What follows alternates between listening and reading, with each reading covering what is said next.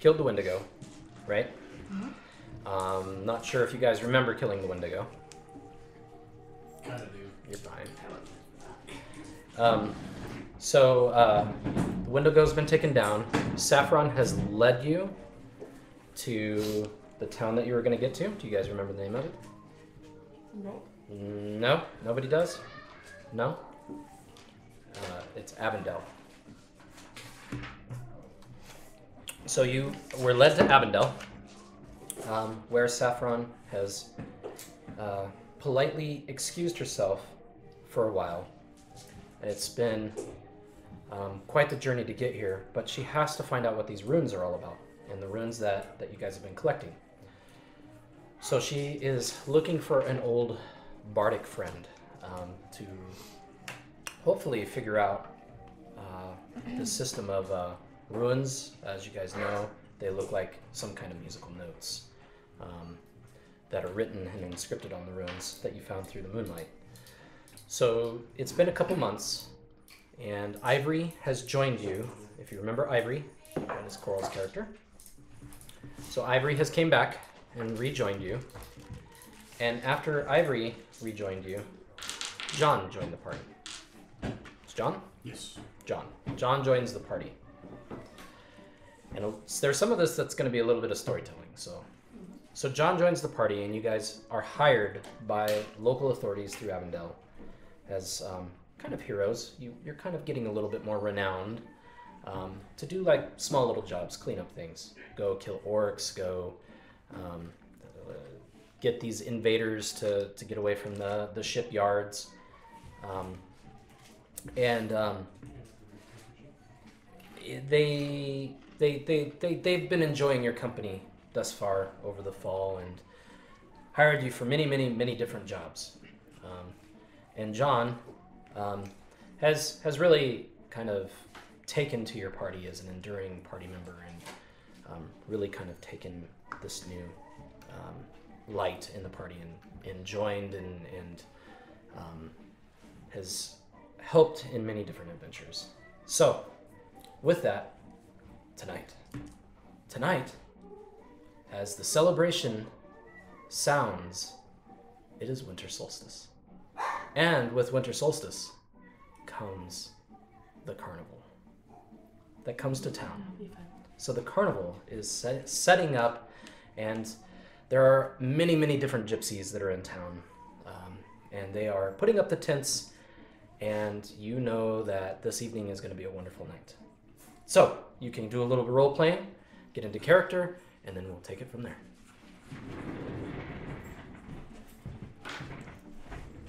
I like carnivals. I do too. There's a lot of drinking at them. It would be fun. Great for pickpocketing. Exactly. This will definitely be interesting. Are we all gonna go tonight, or just a few of us? I think it'd be fun to go as a party. What do you think? I'd be down. A carnival sounds great. Exactly. Nice break from all this working we've been doing, traveling.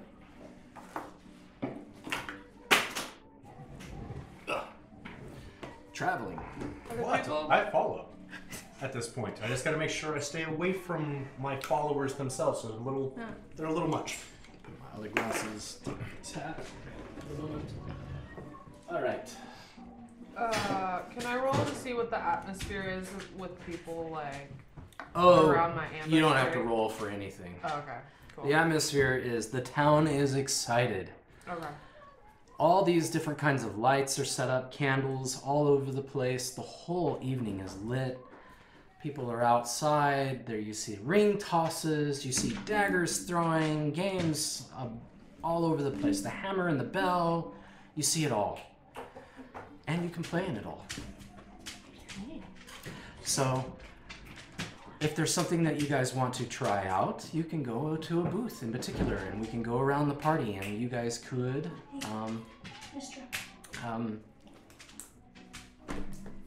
adventure in carnival games for a little while. With that, whenever you guys come up on the party, or the party comes up, entering into the tents and the different booths and the different areas, Sorry about my dog. Okay. Wanting your raspberry and not being a very polite dog. You can lay down now. Come on. Nope. Lay down. Thank you. So, as you guys come up, just a waif of carnival smells, roasted meats, beer, mead, all of those things take over the party, and I need you to make a constitution roll. What is your constitution? My constitution 14 and I failed by 5. Oh goodness. So Glinken immediately throws up as the smells come over her, and or whatever it is. Maybe she's a little sick from the traveling or the adventuring that you guys have done.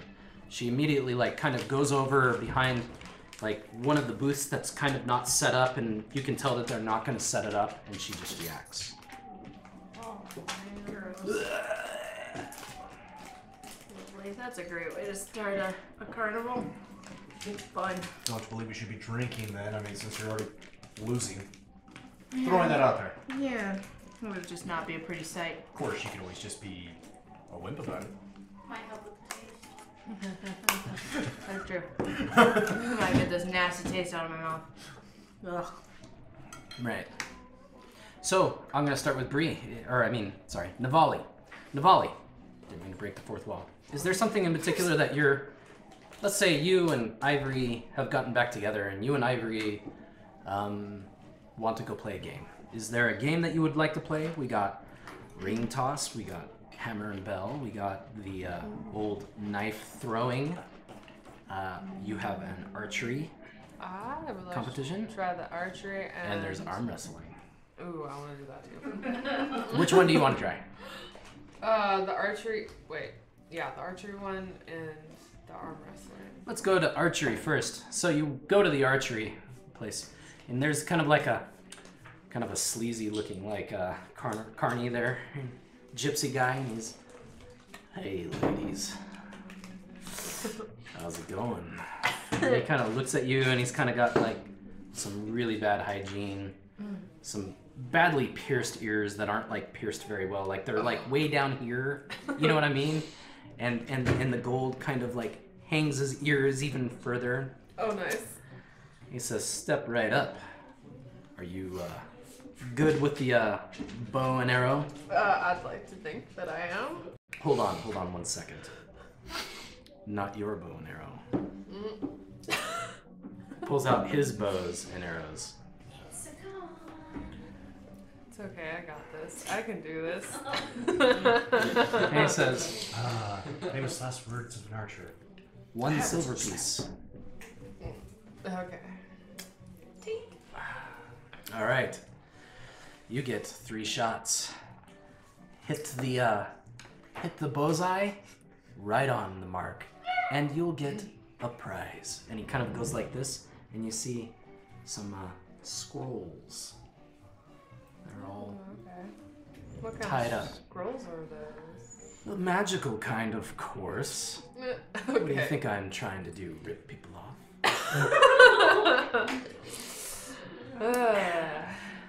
Okay. What do I need to do for this? Do I need to You roll? need to make a dexterity check, but I need to know what your dex is. And I know that your dex was an 18, so... Oh, good. Okay. I know your dex, so... I was prepared. Okay, cool. Because I obviously wasn't. I got a nat 1.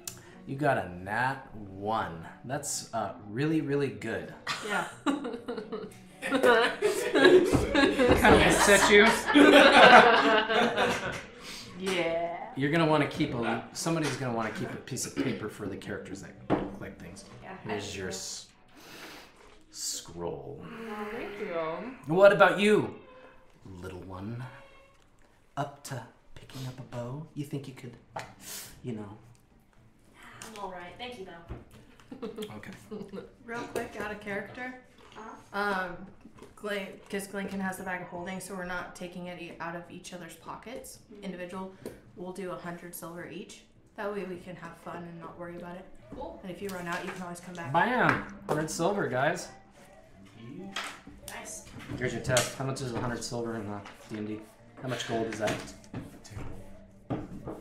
That would be 10 gold, dear 10 gold. sir. 10 gold. Because I love conversion rates. I knew you had that right there too. Okay. I didn't know we needed to have the conversion rate, but alright. So, Mr. Trent, I mean, what is your character's name, by the way? I forgot. Brush. Brush? Yeah, the new character. Oh, I thought you were playing an old character.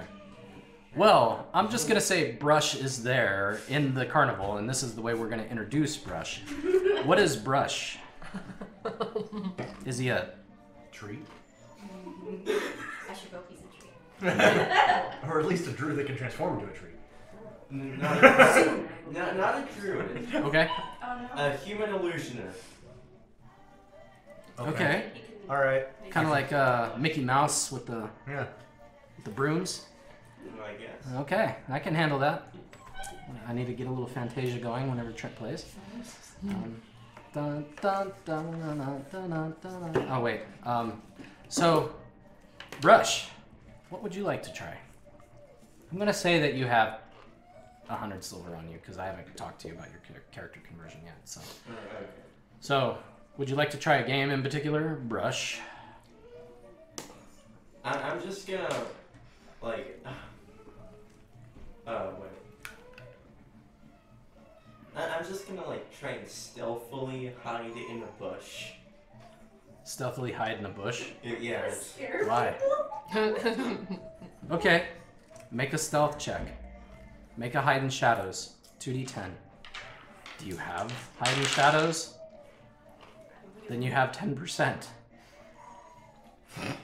89. His head's sticking out the bush. So Brush is standing in the bush, standing there thinking he's hiding, but he's not hiding, and he's watching everybody like.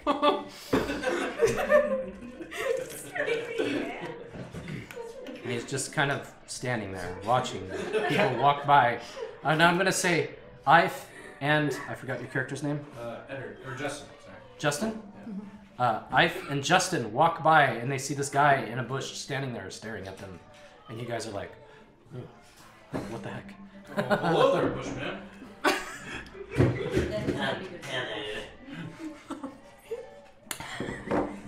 It's awesome. I like the voice. Okay, go ahead.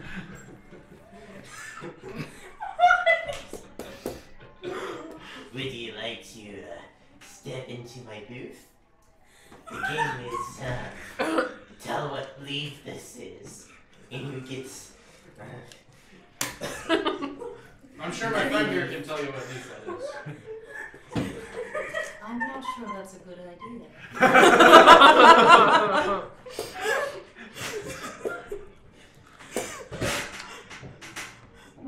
You don't want the leaf? Not from the bush that you're standing in. What? You can switch it. Yeah, I don't know. The odd carny that I was describing before comes up as he's taking his break, and he hears the indecent proposal on his carnival, and he says, "What are you trying to do? Weasel me out of some money? Hey, go over there and spend money, weirdo. People aren't gonna play with you for a leaf." Would you like the leaf, good sir? You heard me. Go, get. He says, "Would you like to try a game, my fine folks? I could lead you over to let's say a knife throwing competition." That's not particularly my specialty. Neither is it mine. I mean, there's some awfully nice rings you might be able to win. Yeah. I'm not so sure I can wear rings with these gauntlets, so. No, true. We do have toe rings, though. Nose rings, earrings, they're all magical, you see. And he smiles at you, and you can just kind of smell the rot from his teeth. Oh. Everything in this carnival is going to be cursed. Probably. Maybe. Still here. Oh, all right. Well, if you ever need anything, just come look for Lucky Luke, okay? Well, You perhaps you can can. have the leaf. You can keep it. He says, come with me, come. And he comes over and he kind of grabs you and he starts like I trying don't wanna to leave push my you out of bush. the leaf and I don't want to the leave my tussle. bush. There's a tussle. You guys walk on. Do you want to go and... Be done with the bush. You guys walk on and you kind of leave the weird leaf man and the bad smelly teeth Lucky Luke to kind of fight it out. Oh my gosh. Is there a game that you would like to play in particular? No? You said there was arm wrestling. There is arm wrestling. There's also, like other amusement things that you would find in a normal carnival. I mean, there is like the House of Fools, different things like that. So, and there is one large tent in the middle of the arena. So it's like got the little tent town for the carnival and one large tent for entertainment in the middle. Entertainment? Entertainment. What kind of entertainment, Scott? I don't know yet. I'm not there. Human You haven't walked in. sacrifice. I'm just kidding. So. Tent of entertainment. as Scott puts it. Entertainment. It could be gypsy girls. We don't know yet. Oh snap! My type of tent. It could be creatures. Right. You want to go arm wrestling? Sure.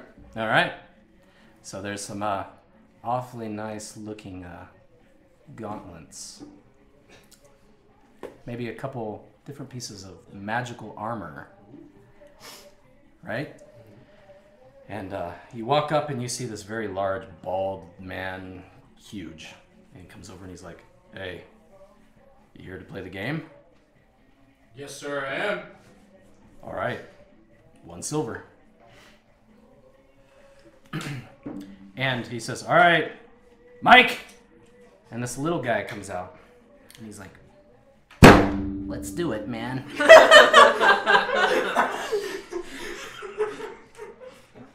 Puts his arm down. Let's go. So you lock arms and you make a strength test. Strength check. Strength. Rolling that one. You see little Mike's arm just kind of... This is one of those moments that's very rare in arm wrestling where the forearm snaps. Your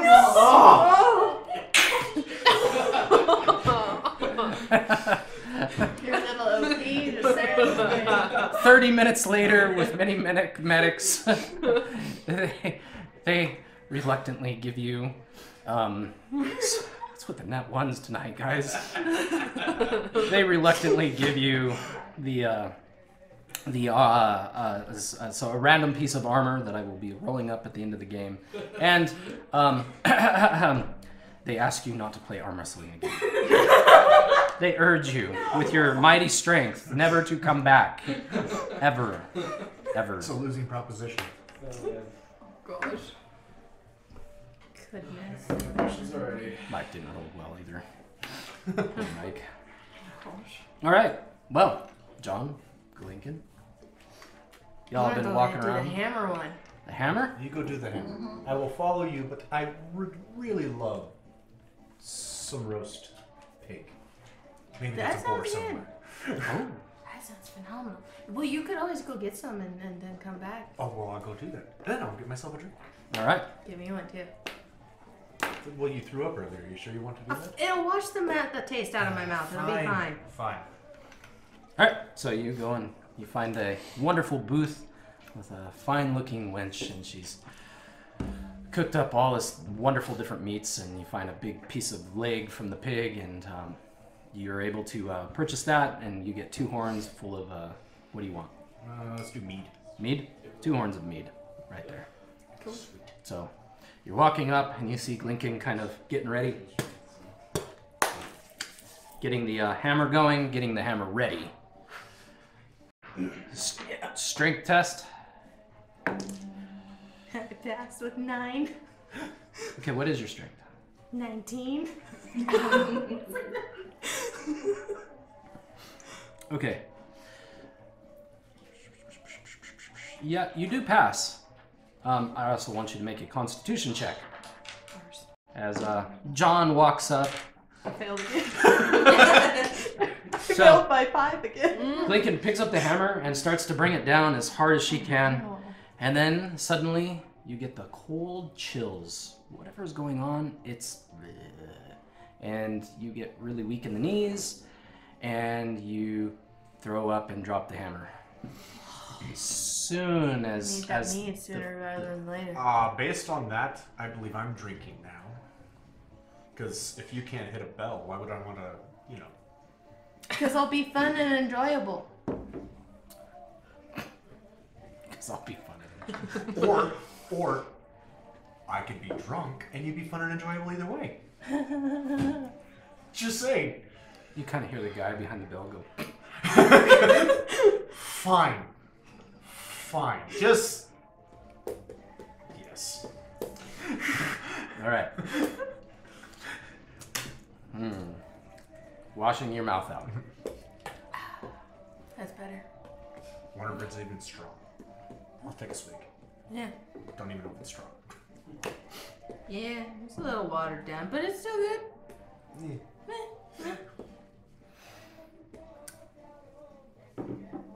Sorry.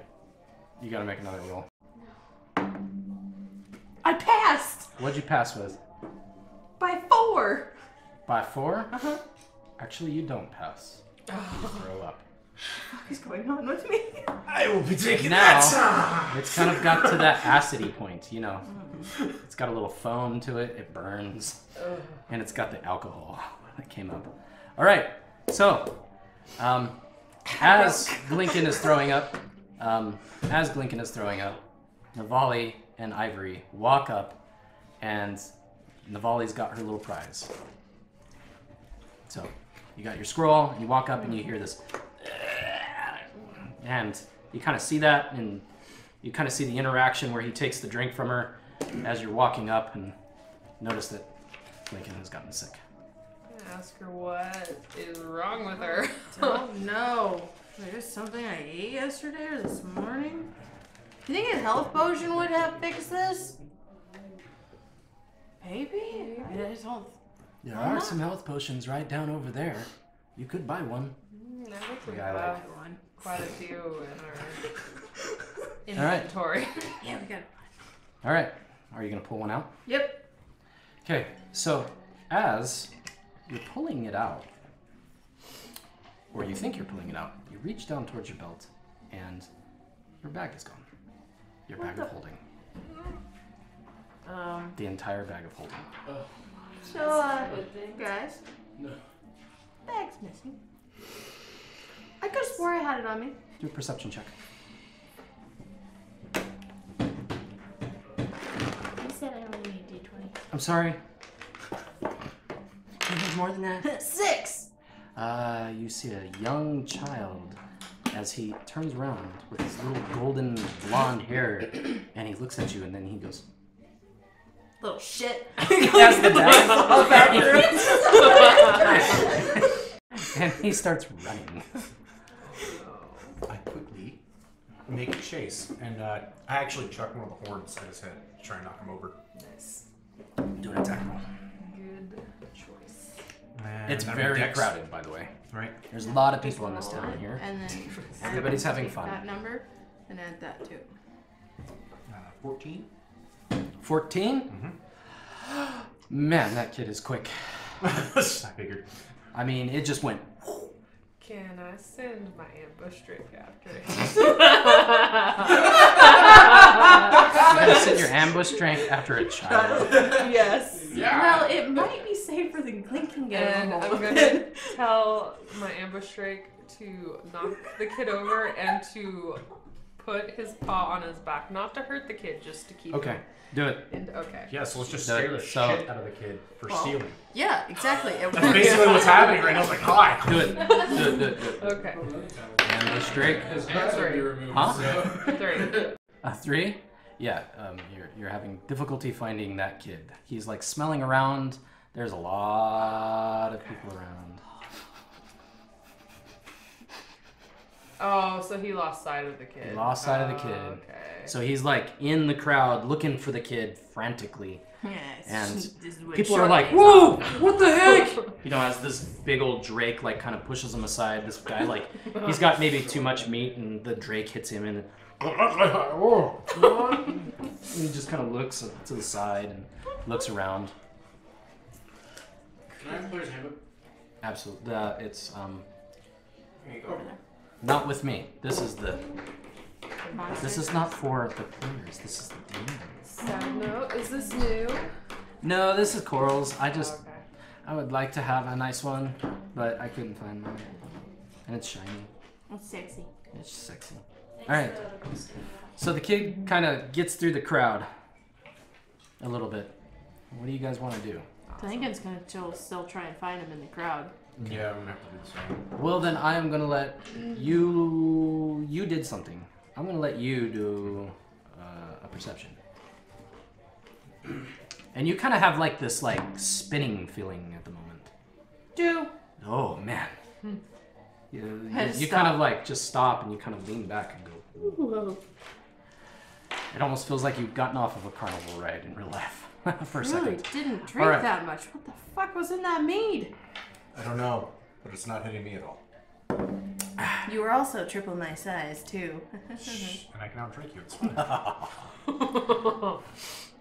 I will put that to a rest soon when whatever is happening to me is done. So until then, I win.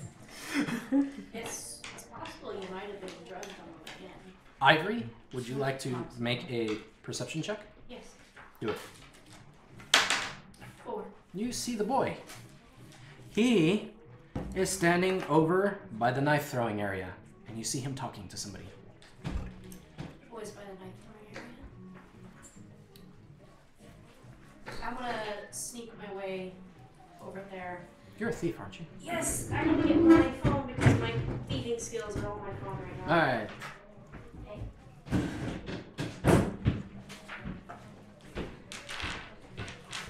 Then you hear the group of bards in the background as it gets louder.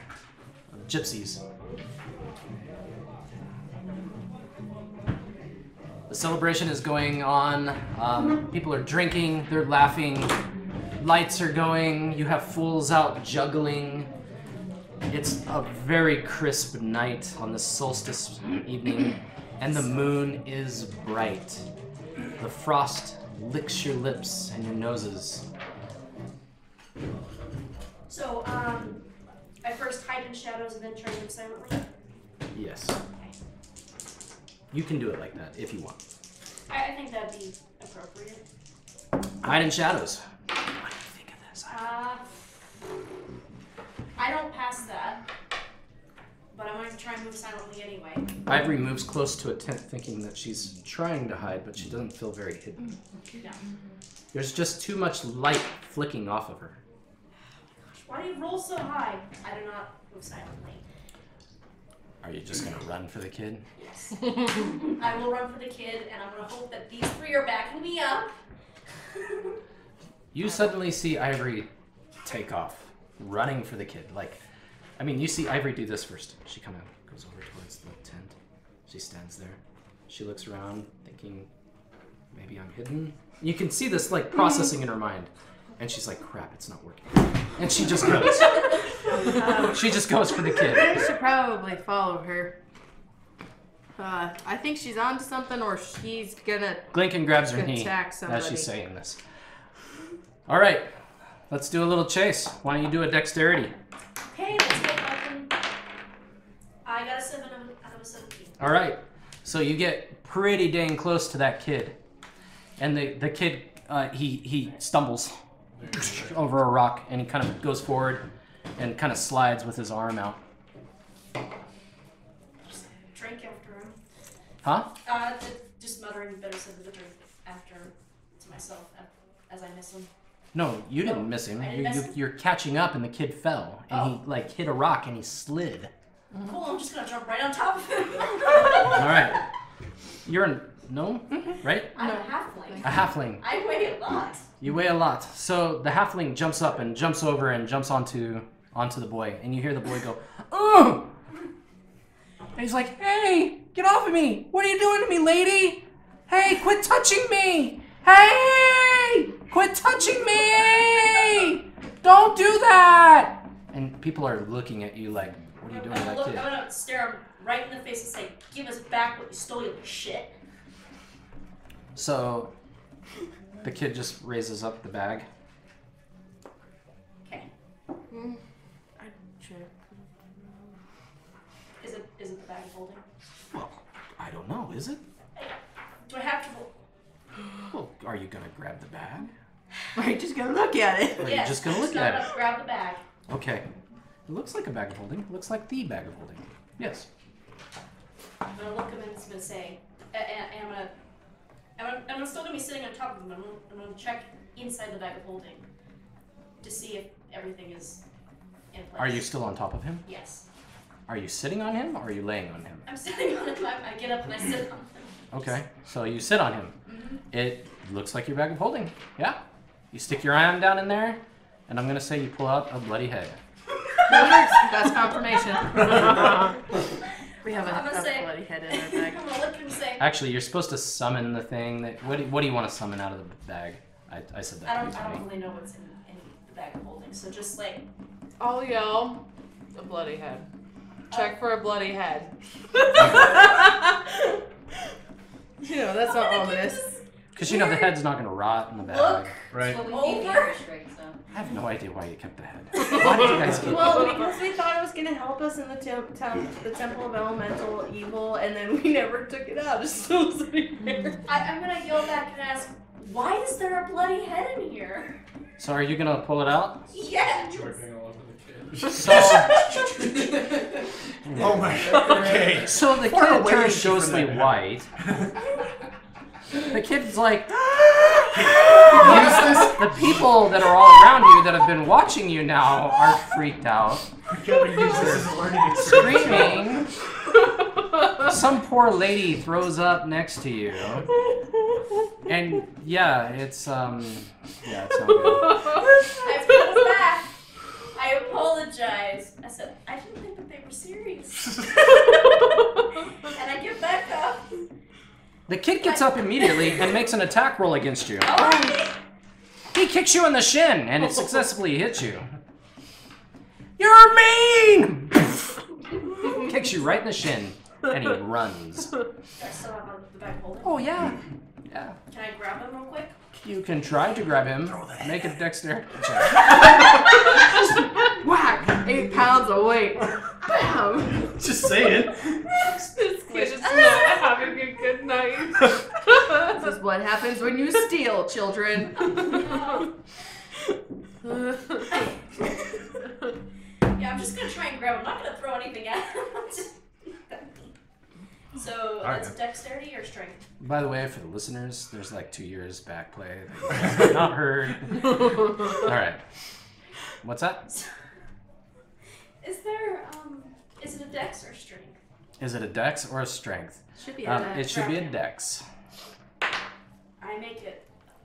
You make it? 10 out Are of you 7. grabbing him? Yes. So the kid tries to run, and you grab the 10-year-old kid with your hand. Wait, did you put the head back?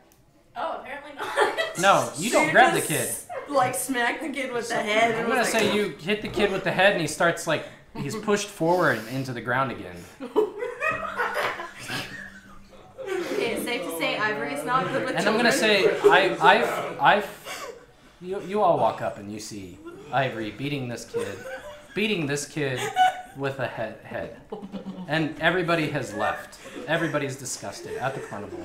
They're just like, oh, they're crazy, you know.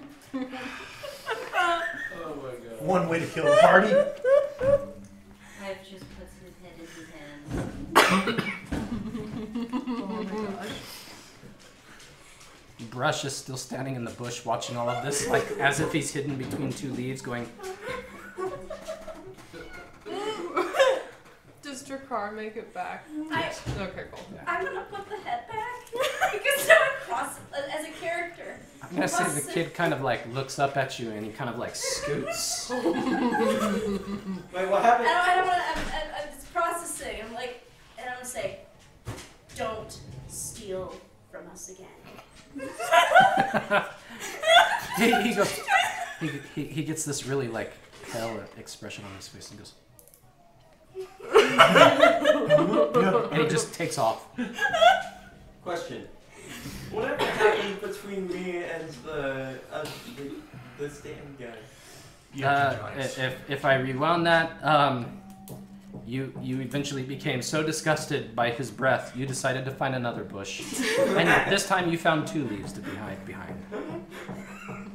As you were watching people walk by. Oh my gosh. All right. Goodness, guys. Okay. Lincoln, do you wear a breastplate? Yes. You should hide that bag down your breastplate. That is true. Alright, I'm gonna put the head back. Safer in the booby holder. So that I can see if anyone's going for it. All right. I'm gonna put the head back, walk over to Glinkin, say, please, throw the head away, and... Oh shit, that's still in there? Yes! I thought it was a joke! Just give it to Dakar. He'll love it. Are you gonna do that now? Did you just give Jakar the head right now? No. Oh, okay. She put it back in the bag and I put Oh, it back in the bag. I was really worried that you just gave the Drake in the middle of the carnival a head to eat. This is a family gathering, guys. Doesn't seem like It's a solstice event. It's to celebrate winter. She's That's on, all. she's on multiple things and she's beating children. I think it's not so family friendly. Hey, anymore. look, that could be my family. We don't know. That could be just normal as far as I'm concerned. Throwing that out there. I'm not a part of the cannibal halfling, so I'm positive about that. I'm not part of cannibals either, but you know, a head's a head. All right. Sometimes you need a soccer ball. You know what I'm saying? Would you all like to play a game? Is there a certain game that you would like to go up and play as your? I Or- want to see what's in the big tent. You give a werewolf a bone. They're not gonna let go. All right. You go into the big tent. As you approach the big tent, you see a ringleader there, and he's talking with that young man, Oh, and he is scolding him. There we go. Yes, and he looks like he might be the person who's running the carnival. And you see him scolding the boy. And he is saying something very serious to the boy inside of the big tent. And he kind of gives the boy a pat on the butt. And he's like, "Get out of here, boy. I told you to leave my patrons alone." And he kind of turns and he looks at you. Do you want to say anything to him? There's nothing going on in the big tent with animals right now. I was disappointed. There's only humans in here. There's only humans in here.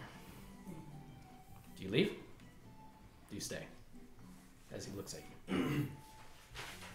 I stand for a moment, probably awkwardly so, but look around the tent and don't say anything. Well, hello, good sir. Are you in charge of this event? He walks up to you and he says, "Why, yes, I am. I am Maverick." Nice to meet you, Maverick. It was a lovely gathering. Ah, thank you. Yes, I love to celebrate the winter solstice. It's what all of us gypsy bards do. Now, I'm so glad that I was able to come here to Avondale to be able to celebrate with you tonight. Are you enjoying it? I'm sorry about my little patron friend that came up and so unexpectedly disturbed your party. So far I'm enjoying it, yeah. I don't know about your workers, maybe. Oh, yeah. Oh, yeah. Well, Mike. He's doing better. He's got his arm bandaged pretty well. It's good to hear that. I didn't mean to do that. You're awfully strong. He goes over and he kind of like touches your muscle. He goes very, very Please don't touch me, strong. sir. I'm he kind of looks at you and he kind of makes another like he's going to. And yeah. It's okay. Well, I hope that you enjoy the carnival, and if you have any questions, come over and ask me. You might want to try some of these other booths. You might find some very interesting things. says, by the way, closer to midnight, I'm going to be telling a fine bardic tale on an old story. It's about the winter solstice. You should come by and listen to the story. All right, I'm gonna drop by. All right. Well, thank you very much. Thank you for coming. And kind of smiles at you. He makes a charisma roll. Nat 20. And he smiles at you. And you just feel like, damn, that guy. Maybe I should have let him touch me. You should have let him touch your arm. even Ife is like, whoa. You made it 20. I made 20. On a charisma check. Oh, yeah. No, Oh, never you mind. failed miserably. I failed miserably. Sorry about that. Dang it. I got the games mixed up. We're playing second edition. He fails this charisma check and he looks at you and he goes, And you're like, ew, don't touch my arm. Like, ooh, you're kind of giving me the creepy vibe. Why do you have that weird cane and those glasses on? Dude. You feel like that weird uncle that came to the family reunion that one time? No one ever invited him again? He kind of has that weird uncle smell, maybe. Yeah, see? Yeah. All right. So, back to the carnival. You walk out of there, and you see Brush, who has removed himself from the bush, though he has 2 leaves in his hair, and he is playing a game. What game are you playing, Brush? Ring toss? It is. No. I know a game. Okay. What game? I'm betting to see which mouse wins in a death battle. I don't remember that being a game, though. I figure a race or something, but you know, they don't battle animals against each other. There is no mouse fighting or cockfighting or anything like that. But you're at the ring toss, and we will say that at the ring toss, you do see some very interesting things there. There might be a couple wands. Ooh. A couple wands up on that wall. But he tells you, the carny that's there, this is a very, very tough game, my friend. I don't know if you have the skills to be able to throw a ring around that bottle there. 1 silver piece. You want to leave instead? He looks at you in the most serious way. 1 silver piece.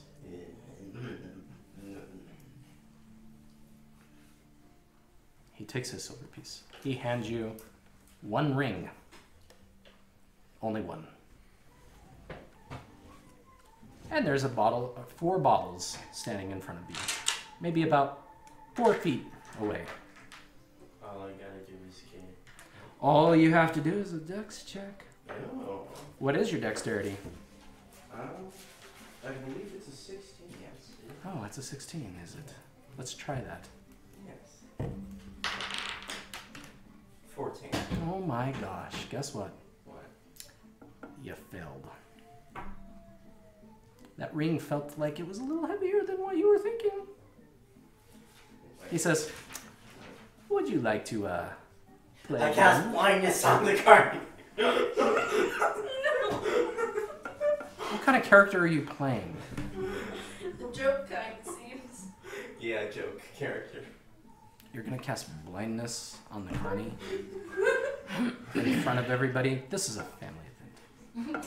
It's not like maim or decapitation or something. He's gonna make all the carnies mad. And you know what happens whenever you make carnies mad? They kill you? Have you ever had to go into the back of the tents where the carnies were? No, because I avoid that place because they freak me out. Yeah, they have little hands. They're not raccoons. These ones might be.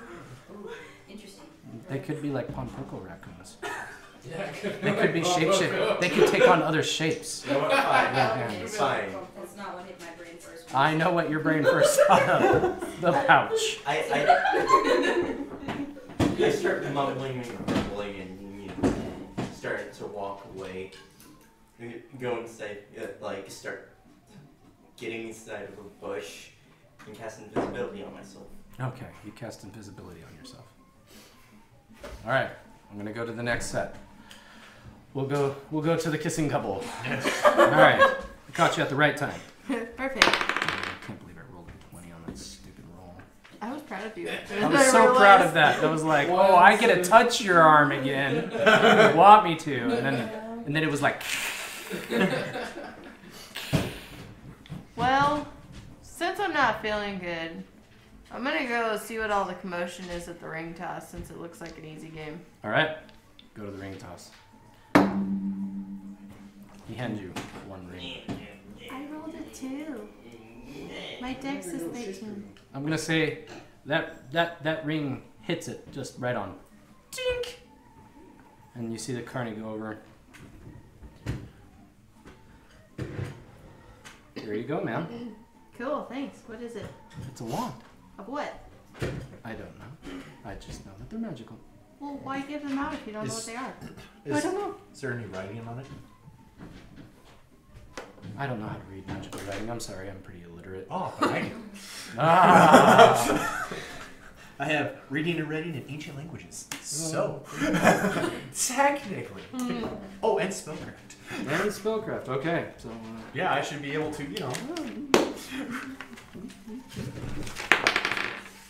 Are you a fighter? cleric. I might say something like, for whoever uses this wand, and it's like a little inscription, will cast the fear of the gods upon the inflictor of the winter night. Something like that. Something kind of poetic. Okay. It's a fear. Wand fear. Wand of fear. Wand fear. Or so you think. Okay. Wait, do I hear this? Is this nearby? You're in the bush and you're in the Technically, yes. I'm reading this, so no. You don't hear it. He's reading it. I'm reading it. And I hand it back to her. And I do this. You can't take it from me. Unless you really want to go there. Might possibly be covered in vomit, so you might not want to.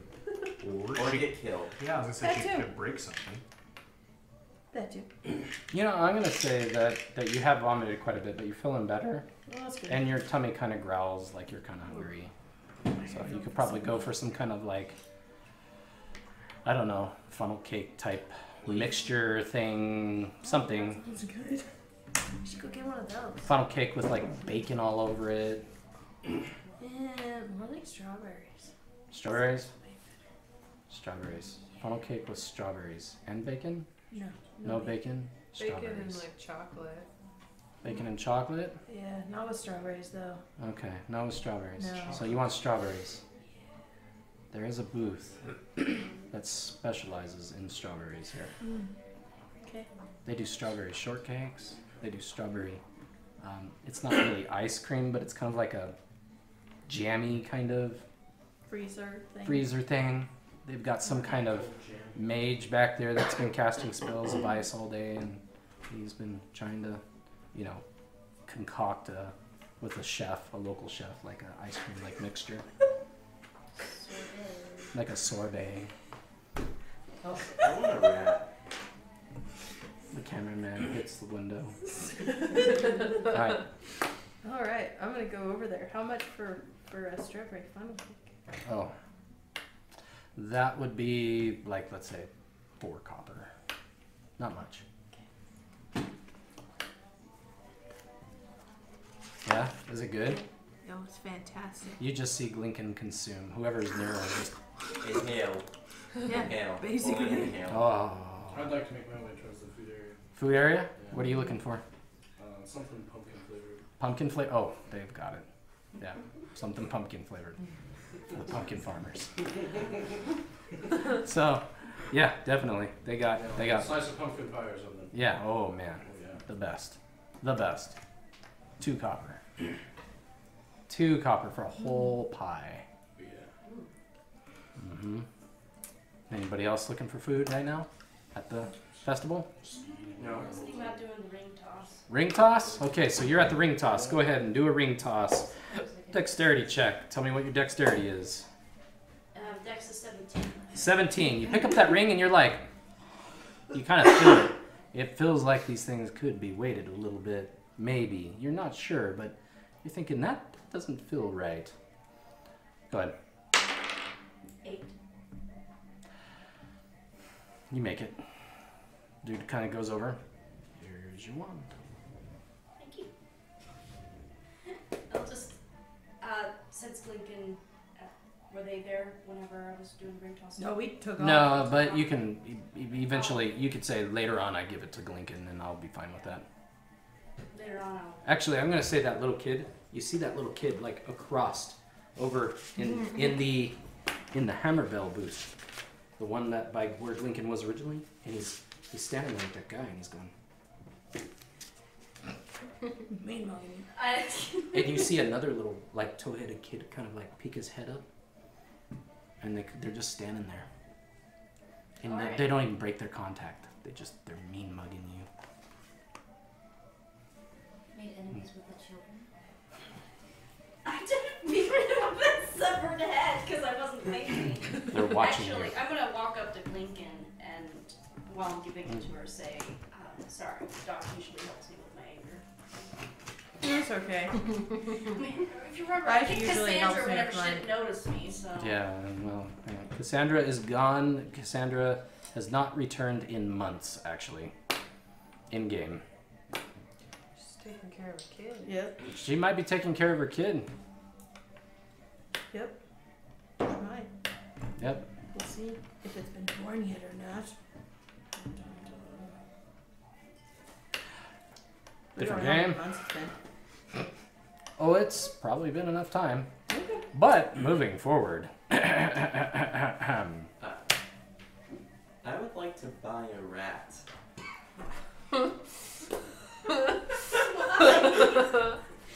A magical talking rat. I'm gonna say there is a, you know, like the goldfish bowls. There are little rats, little mice in like bowls, and they have a little ball, and you gotta like throw the ball into the bowl. I want a rat, not a mouse. Huh? I want a rat, not No, a mouse. it's a rat. It's a rat. They're just small. They're infant sized. A little bit bigger. You know, the tips of the nose might touch the top of the bowl. So they're young, so there's training time. Yes. You don't Would want you a like to rabbit try it? one that Yep. attacks you. 1 silver piece, please. Okay. He takes your silver piece. You make your dexterity check.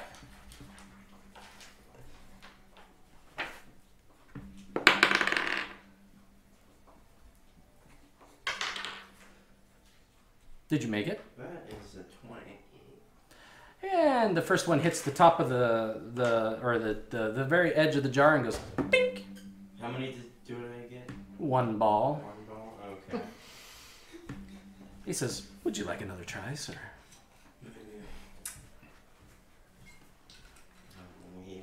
Thank you very much. Go well with the bushes. That is a 10.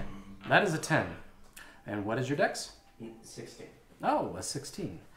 You make it successfully, but the problem is that little rat's nose goes up to the tip of that bowl, and guess what just happened? His head went up and went, popped it right out. And he says, "Oh, too bad, sir." Do you want a leaf for it? I will take another silver piece, please. Not a leaf? You sure not a leaf? Fine. Thank you. At this rate, I could bought one. Yeah. 3. It's the most expensive rat in the world. It costed him 3 silver pieces to get a rat. You now have a rat.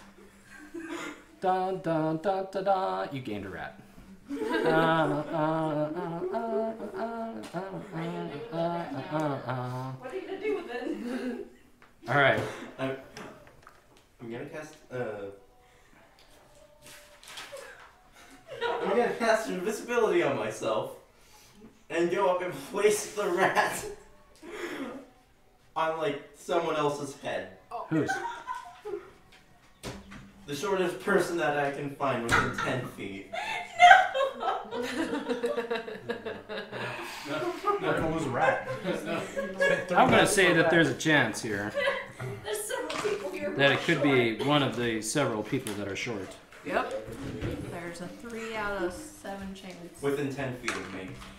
Oh, there's a chance Okay. that one of them could randomly be there. Oh, there's a chance. Short, short, short. I'm not short. What are you? I'm 6'5". Oh, I you're thought the you were a 6'5". dwarf. I'm 5 foot. Five. Okay, so I'd say short enough. I think Tyler was playing like the small biker guy. Gotcha. You walk up, and you see this person with very long hair, and you put a rat on their forehead or on their head. As you are invisible. By the way, you've casted your invisible spell how many times now? Twice. It's done, dude. Pretty sure.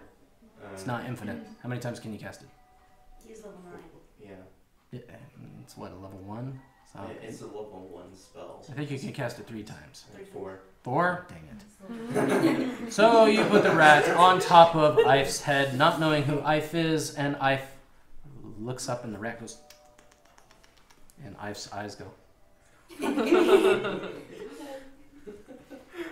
Now Ife has gained a rat. Dun dun dun da da dun dun dun.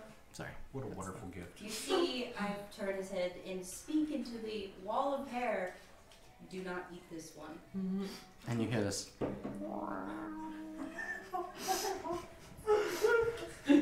Oh, good, Tynell is still here. I'm just gonna like Oh, yes. slowly walk away. Just slowly, without a sound, walk away into a bush. Yeah, we're gonna say you're invisible. We're gonna give that a percentage of a chance of a nice little branch or a piece of wood or something on the ground. You know, you are in that kind of an area, especially since there's a lot of brush. And you hear a snap. You turn around and you see like a footstep just in the dirt, and a step.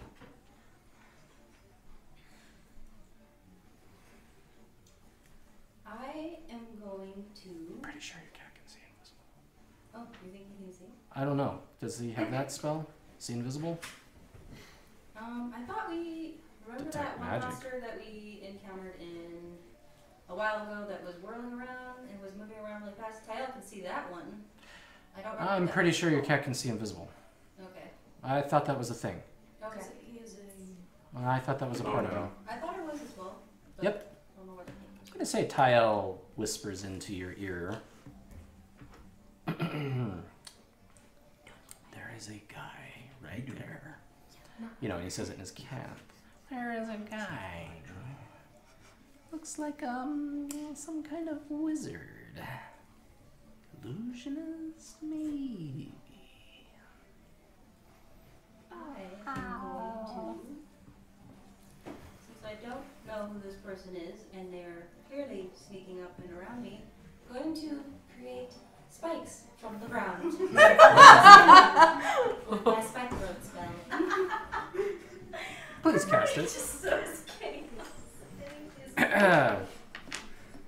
You see, I Oh no. snap, and a little leaf crumples in between his fingers and falls to the ground. The dust falls to the ground. Not the leaf! You hear that yelling, and you feel pain. Shink. What is your resistance to spell? I didn't look at that yet. What is your... Oh, okay. Can you see on the couch? Yeah, that's your... Oh, He's my just heart. Like, yes, He- the he- life. He loves that area. That's the dog's Yeah. special place. He's living his best life. It's like, yes. It would be wait. Yes, please take It it would be a away. 10. I've had like 4 of them, and I'm like, I don't want any more. But since he wanted chips, I wanted more. It would be 10. So. Give it a try. No. What flavor is it? Spicy nacho. They're really Four. tasty. It's just like regular Doritos. Yeah, I definitely got give four. that to you. I think I have regular chips here too. If you guys want like regular, just tortilla. I can't. Yes, you can. Yeah, makes you feel- They're so good. If I did, I'd probably eat the So- whole bag. And I I'd have be very seaweed. guilty of that. So. What? I fell. What kind of damage does he take? Good question. Yeah. Sliver damage. Pretty sure it's In piercing. underneath the fingernail. It's gonna hurt. Ow. He's gonna cry and ask you to heal him. He's gonna apologize. Tell you to take his leaf. The disintegrated though. No, she took her leaf and cast the spell like that. Oh, gotcha. And that's why he yelled, "Not the leaf!" Gotcha. I missed that one little piece. I thought she just snapped her fingers. That's why I was like, Yep. yes, it just. Do you need the... I think that I do. I need to go and get myself some water. Water. Agua. Agua.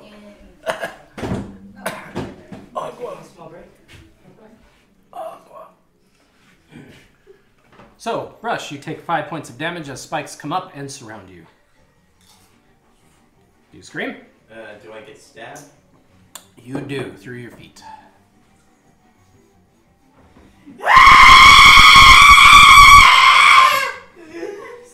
She's like, kiss me now. I think you scared the puppy, Brush. And everybody else in the room. Okay, so Brush screams and he becomes visible.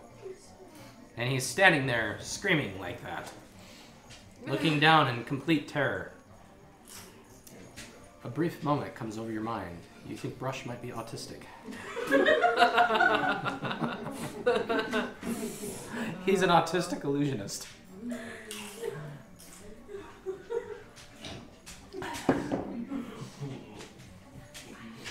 You look at his simple face and take mercy on him. No. What do you do? I ask who he is. Because we haven't been introduced yet. No. I keep screaming. Please don't. Yeah. Oh, before you. Okay, good. I won't until something else bad happens. It's like we're terrifying. Hearing that. You put an area effect down. Yep. Mr. Luna. Okay. Aren't there other people who are affected? You are in the bushes. No one else is standing in the bushes. They're in the clearing where all the carnival games are. Right, but there were also people near us. There were. Well. You are near a booth. Uh-huh. We are near a booth. And the carnival guy, like, he starts, like, really quickly trying to put the rats away, like... He's looking panicky. He kind of... holds the little rat close to his body and makes a motion with his hand in a downward direction. The spikes slowly sink back into the ground as he sees that this person is clearly not threat enough to really do much harm if they're still screaming. The spikes have left your feet. You feel much relief, though it is very painful. You are bleeding. What do you do? Wait, how tall are the spikes? That's a great question. It doesn't specify it. I'm pretty sure they were pretty tall. You might have it had- says in the book that they're akin to caltrops. You probably had some that went through your feet. So, in other words, he has no feet left? He's probably standing there kind of mushy and hurting. I'm gonna say you take me. No, I just flop on the floor and start crying. Okay. Was that So this- worth it? This big guy, like, falls on the ground and starts crying. Yeah, And you recognize it is Leaf Man. I'm not a big guy. I'm 5'6". This big guy to your 5 foot person. It's Leaf Man. And you instantly you see him again with the leaf, like hiding in the bush. We did get him in. I was several emotions that cross his face. Many of them are uncertainty and a little confused, kind of disgusted for a second. Yeah, there's stuff in there. But he makes his way over slowly in the direction of the policeman with his hand outstretched in a gentle manner. And he... Get away from me. You're gonna tear off my feet next door, you. I have no need to tear off your feet. I could heal them if you wanted. You simply startled me. I thought you might have been a threat. That's what she does when you pet her and she's really tired. It's the most endearing thing ever. That's so cute. I don't. Jaden to put that on for, like, how long did you put that on for, Jay? What? It was already on for Timer. how much? How long did you put the timer on for? I didn't. I turned it off. Why? It was beeping. So that it needs So I timer turned was it on. back on. Okay, we'll get it going here in just a second. So, you take sympathy on him, you said? You heal him? Or I'm trying to. Okay, so you're trying to console him. Yes. So you're like patting him. Well, I'm trying to get near him. He won't let me near him yet. Okay. You don't deserve the leaves. I thought you were crying. Yeah, you were on the ground.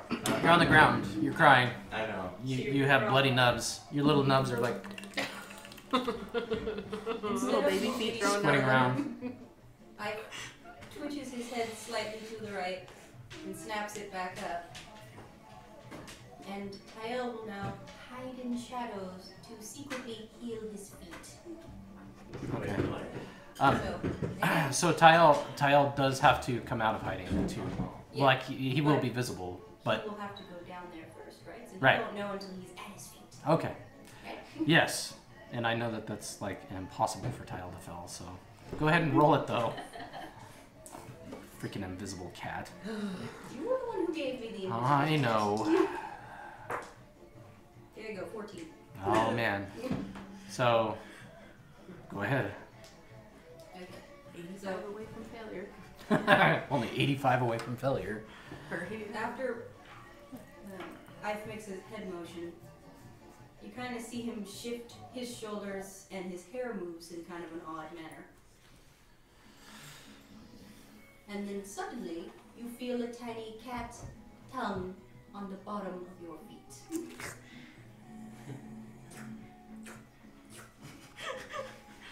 Little baby feet start growing from the stubs of bone. Like Deadpool. His little tiny head. Little baby feet come out. No. Little baby feet coming out of your spiky little nubby feet. Start regen. No, you don't have regen. She just healed your feet. You didn't have like nubs. You just had spikes through your feet. So, no, it's not like Deadpool. Your feet are healed. And you feel compelled to introduce yourself.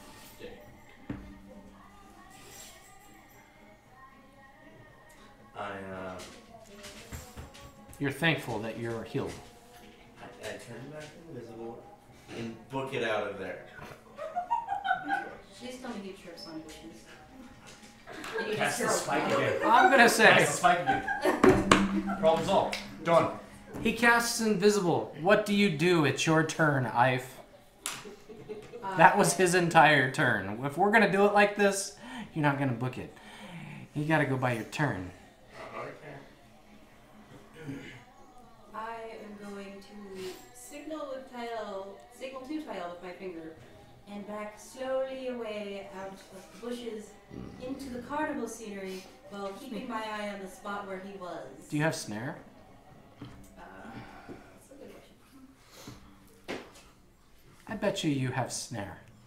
Um, I'm gonna DM this one. I have entangled. Oh my. He's in bushes. Yes, he is in bushes, and that would be very easy to do. And it would not hurt him. No. Is that what you would like to do? You don't have to. I don't think so. I'm gonna let him be. Okay. That was You weird. slowly back out of the bushes. You run away. All right. I run to another bush. You run to another bush. You pull 3 leaves out of it. So,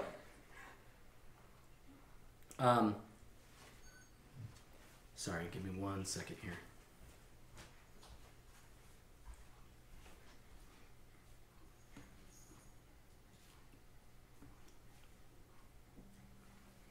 No. Okay. The time has come, because it's getting late in the evening, where the fire pit is going and you see people starting to leave, and your party is approached by Mr. Luke, Lucky Luke, and he says, good evening. He finds your whole party standing together. Good evening, ladies and gentlemen. I was hoping that you would join my my master for a nice little storytelling tonight. He says that he would like to invite you to a tell of the solstice nights. Am I there as well? You're hiding in a bush. Shut up. I'm gonna say you're in a bush looking at the party between 3 leaves. Okay. How far away? Far enough away that you can hear him with the invite. You can hear. Within 30 feet? Yes. Hiding in the bush. Hiding in the bush.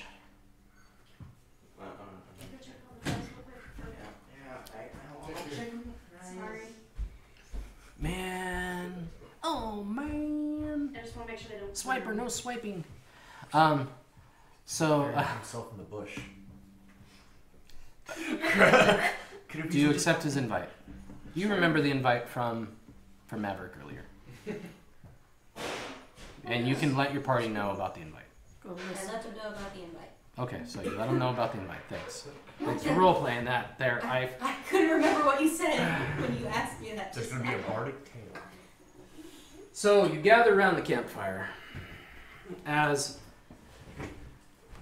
good old Maverick, who is getting ready with a nice crowd around him to entertain them. And he's playing his guitar as you walk up. Right? Fire is licking the stars. And the sky is beautiful tonight. The fog is kind of settling in. The stars are twinkling above you. And he says, welcome, my friends. Come, sit down, sit down. And he kind of like ushers some of his other bardic friends that have been sitting around listening to him play the guitar all night. Right? And he ushers them off. He puts down his guitar and says, I was hoping that I would be able to meet you tonight. My name is Maverick. Welcome to my my little campfire. I hope that you guys had fun tonight. Did you win any prizes? I won. No? A wand. A wand?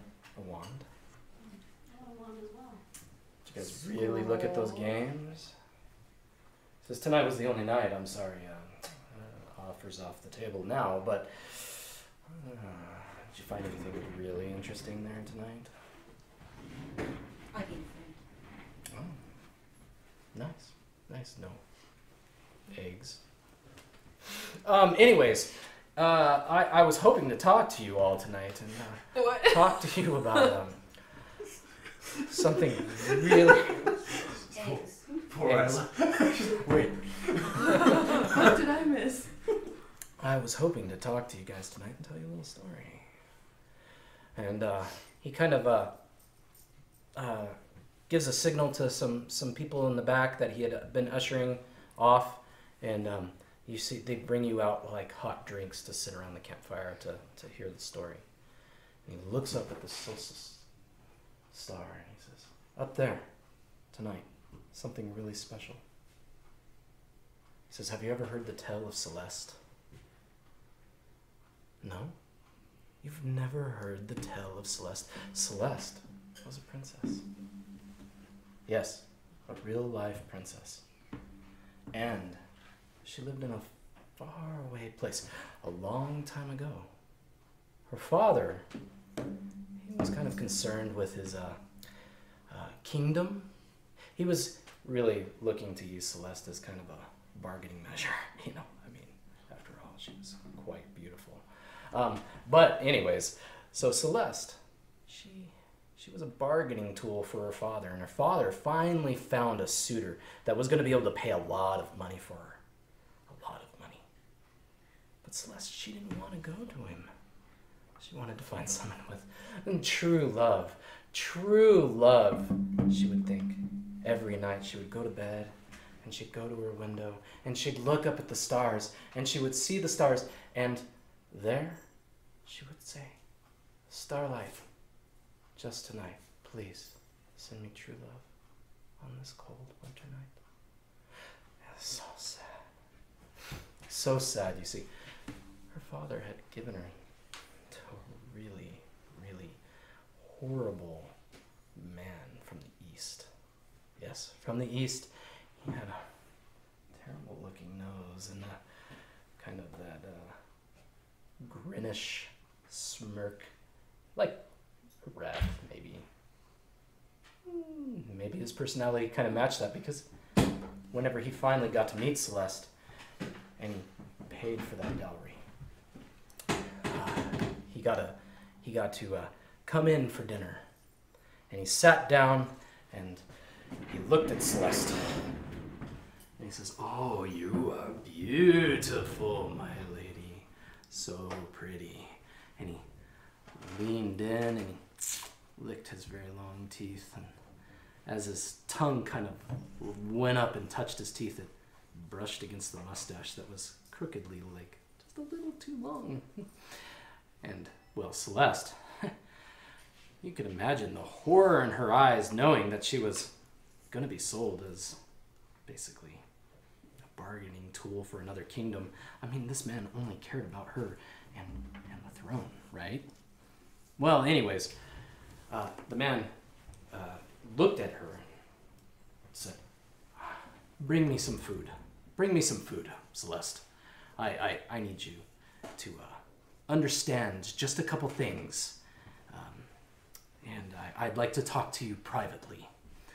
So Celeste went and she brought a bowl of the stew that she had been making for the man, and had her servants assist her to make, because she was trying to show her finest skills. And the man greedily, like, kind of took the bowl and slurped it down in the most greediest ways, like it was almost like the way that a rat might lap up soup or maybe water. Well, Celeste, she kind of repulsively looked at her new possible husband, her suitor, and she says, "Yes, sir, you wanted to talk to me." He says, let me tell you one thing, Celeste. You need to understand only one thing about me. You're a woman. I really don't care about you. Whenever I marry you, I'm going to take this crown. I'm going to take it, and then I'm going to put you someplace else. You see, I've already found what I believe love is. Yes, love. I don't need you. I just need your power. And I will put you where you belong, with the servants. Celeste was absolutely in horror. And as she had this one single little drop fall from her eye, he says, "Now go get me some more food." And he throws his bowl down on the table. And the spoon kind of rolls around the bowl. She goes over and picks up the bowl, goes to serve him some more soup. And as she gets over to the cauldron where she takes the ladle to serve the soup, she begins to pour it. And she says, "Oh, what am I going to do? Whatever am I going to do? I don't love this man, and I know that this is going to be a terrible life. All I've ever wanted to do was find true love." And she thinks to herself about all the time she would sit there and look at the stars, and that she would dream about finding love, about how love would be something unbelievable. Love would be something that found her, like a dream. It wouldn't be rushed. It wouldn't be too fast. Because everybody knows that if love is rushed and if it's too fast, it's not really love, right? A rose doesn't just begin to grow. If you rush a rose, it will begin to wilt and crumble and fall to the ground. And as she cries, her tears so gently touch the soup that she had just poured into the bowl. And she hears a sound. She hears a voice. Celeste. Celeste. She looks up, and there before her is a fairy dragon. How this fairy dragon got into the room, she doesn't know. But she says, Did you say my name? He looks over at her and he says, Yes, Celeste, I said your name. Serve him the bowl of soup. Go to bed. Sleep tonight. Get some rest. Don't worry about this man in the morning. She says, Sir, I wish I could not worry about this man, but this man is so cruel. I could see it on his face, and my father has promised me to him. He says, Celeste, go to sleep now. Go to sleep. Serve the bowl of soup. So she takes the bowl of soup and she puts it down in front of her suitor. And he so greedily begins to sip, drink, guzzle the soup down, puts it down as the stains are on his shirt. That was a fine meal, fine meal. She says, Sir, can I go to bed now? I'm not feeling the greatest tonight. I would like to be fresh for our wedding, that's coming up. He says, yeah, doesn't care. So she goes to bed that night. She sleeps. She sleeps. She dreams of the stars. She dreams about being on her knees and those tears looking up in the winter sky. Praying, singing at night. Please help me. Please. All I've ever wanted to do was find true love. She wakes up the next day with many wedding dresses that are made. Which one do you want, my lady? As her maids gather around her, she looks at the one that she finds the most beautiful and she says, I guess that one. Her heart. Oh, if you could have felt her heart, my friends. Her heart was like a piece of glass. Fragile, thin. Easily it could have been broken. And she could feel the cracks in her heart as it would shatter deep within her. She puts the dress on. She goes to marry the man. But before she goes to marry the man, she has to go and have her hair done. Her maids come in, they put flowers in her hair, and they bring a beautiful vanity because obviously she's very, very pretty. Just to show her how pretty she is. This is a proud moment for their kingdom, you see. This is the joining of two different kingdoms, and this is all about power. Power between her father, who just wanted just a glimpse more between his enemy, his very fine enemy, and this greedy man. And the tears begin to roll down her face. It's so sad. This is so sad, my friends. And as those tears fall down her face, she says, what am I going to do? I wish, please, take me from here. Let me fly away. As her prayers for true love came to her again. And as she looked up in the vanity, there was the fairy dragon. On the other side, he says, Celeste, I have heard your cries and I am here to help you. I am here to help you tonight.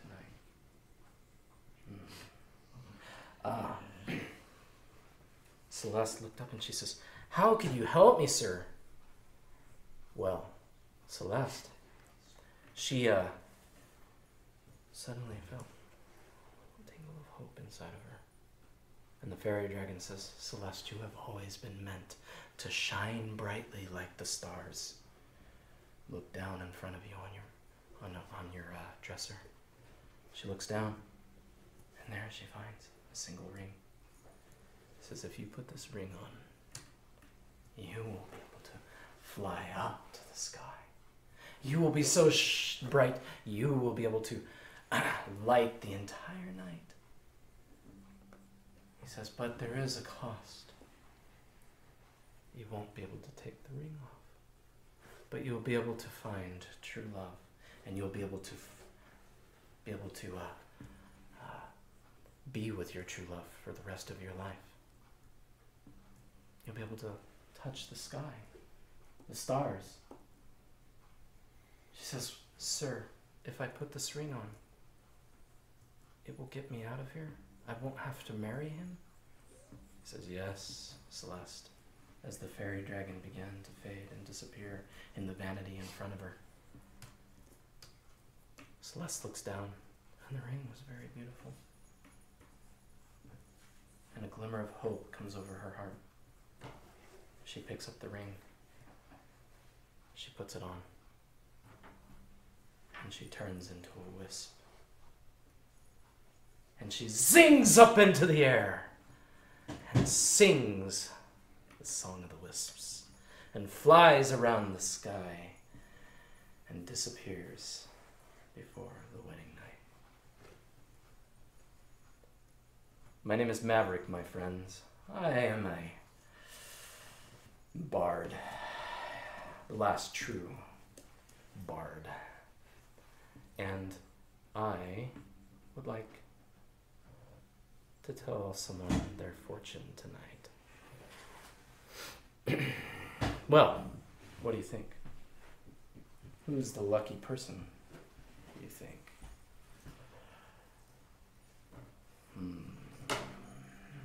He looks at your party. He walks around the fire.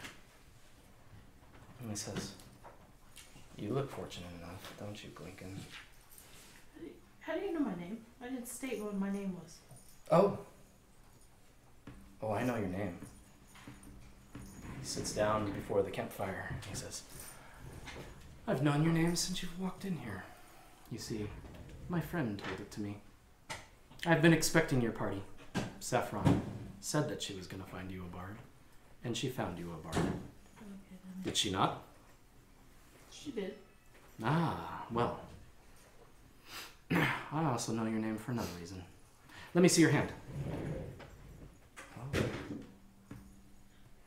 Oh, look at... Glinken, you're with child. What? How is that possible? What'd you put in my drink? Ooh, it wasn't a drink and it wasn't where I put it. You know exactly how. Really? And how do you come to this conclusion? Well, my friend Celeste has told me. He pulls out a little jar and opens it up, and a wisp comes out. It flies up into the air and comes back down right into Glinken's hands as it illuminates her face. She's fallen in love.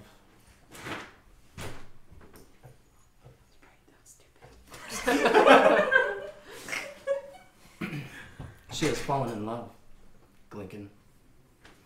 And she wants to protect your child. Yours and John's. Amazing. Well.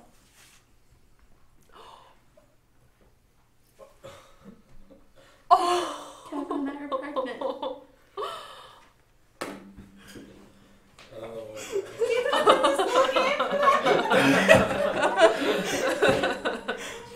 Thank you. Okay, I'm so confused.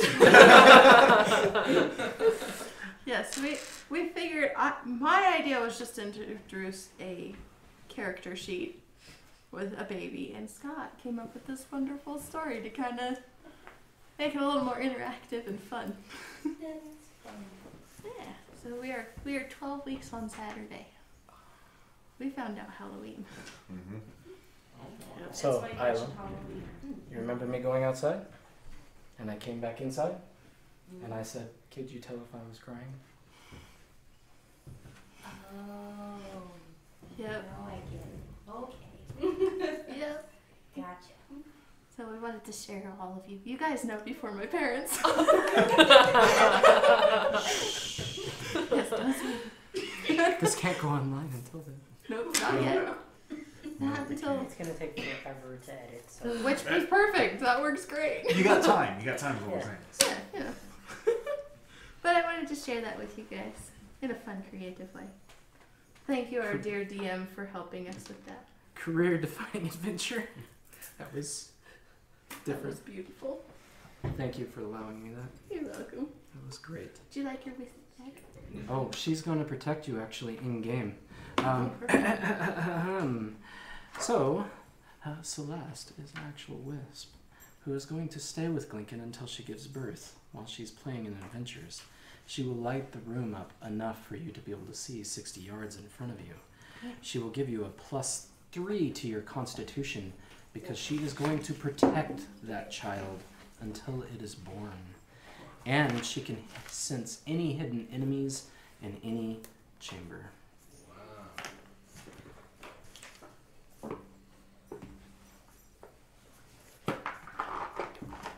The story of Celeste was okay. I made that up on the spot. I heard your inspirations. There was a little bit inspiration there. There was a little inspiration there. Uh-huh. Yep. I'm sure Sounded like anybody. 2 stories mixed into one. There might have been. There might have been. There might have been 2 or 3 Yeah. or 4. Oh no, you don't want to fall All down. right. You don't want to fall down. We can. She said you don't know